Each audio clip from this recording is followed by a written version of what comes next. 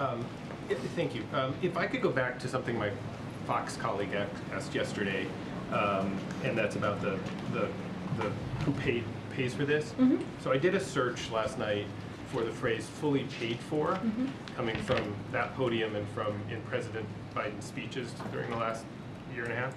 I found scores of them. I promise I won't read them all, but just a couple. You quoted experts saying that the package referencing the IRA would, quote, quickly and noticeably bring down healthcare costs for families would be more than fully paid for. Jen Psaki talked about on February 2nd, he's committed to sustainable and responsible policy and ensuring that our long-term investments are fully paid for, like Build Back Better.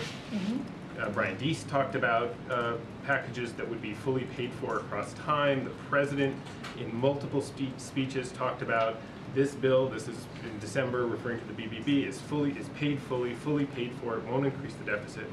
Anyway, the question is, do you all believe that this student loan program is fully paid for?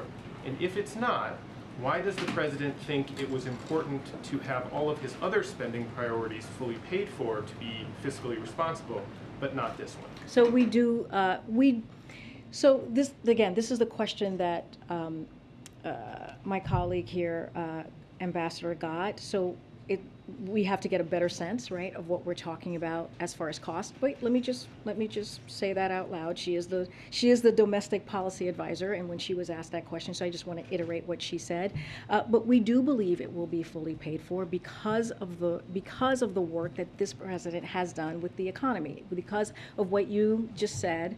Well, what I just said is what we have done to bring down the deficit reduction. That matters, and the work that we'll continue to do. Look, when you look at IRA, it is also that $300 billion deficit is going to matter, right? When you think about that 1.7 trillion by the end of this fiscal year is going to matter as well. And also, here's the thing: when we talk about the pause being lifted, that's going to bring $50 billion per year back into the Treasury, right? That was actually not happening throughout almost for 2 years now. So that's going to be coming back at the same time that basically people are getting these benefits from this plan. Just to clarify, the previous, whether it was the Build Back Better proposals or IRA or the infrastructure bills, those were, in the words of the administration anyway, fully paid for internally. Yeah. You're saying that this one, because of the benefits that of deficit reduction, you're okay raising or lessening that deficit reduction with this proposal because of the work that's been done in the past. Because this one doesn't have any pay-fors, right? I mean, there are no mechanisms that internally to this that would raise money at the same time that it's here's what I would say. I mean, the question was asked to me earlier about how there's some Democrats who are not happy with this, and so because they wanted more or they didn't want it at all, right?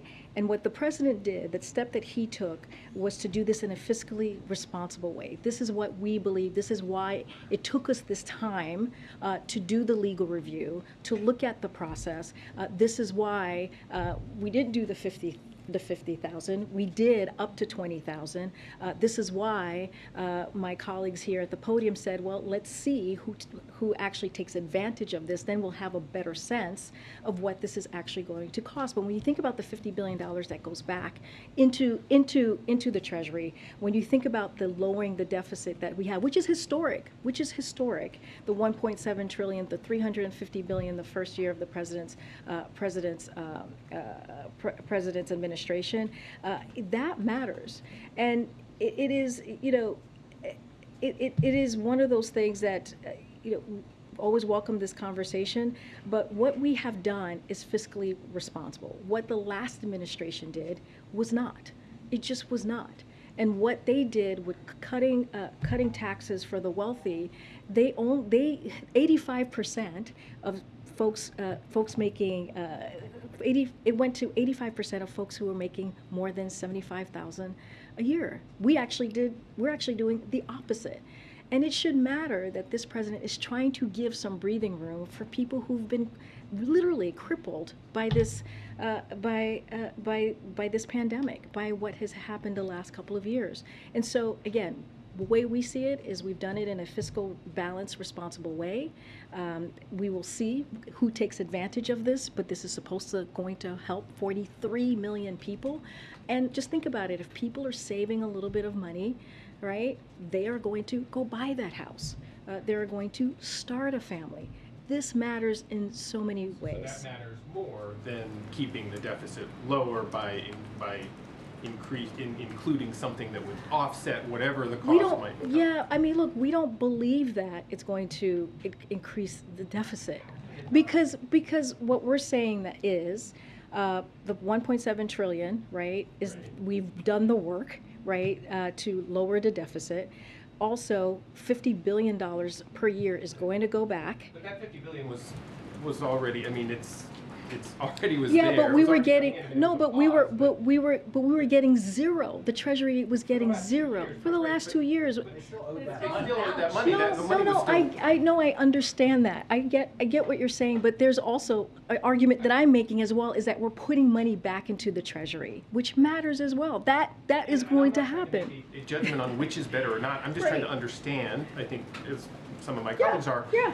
If what you guys are saying here is basically the president's made a determination that helping people with their debt is important enough, and in your words, matters enough to spend what could be, estimates of $300, $400, $500 billion, or without explicitly saying where that money is coming from, and that will, obviously, and that you're willing to use the deficit savings that you have claimed to do that. And I guess that's look, what I'm trying to understand. No, and I'm trying to explain to you how it will offset, how all of this would be offset once the pause is lifted, and also once this process with the student loan is also done. So there is a process here, right, that is, we believe, is going to offset that.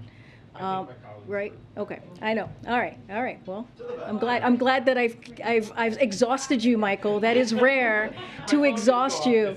I know. Usually you don't get exhausted. All right. Go ahead, Peter.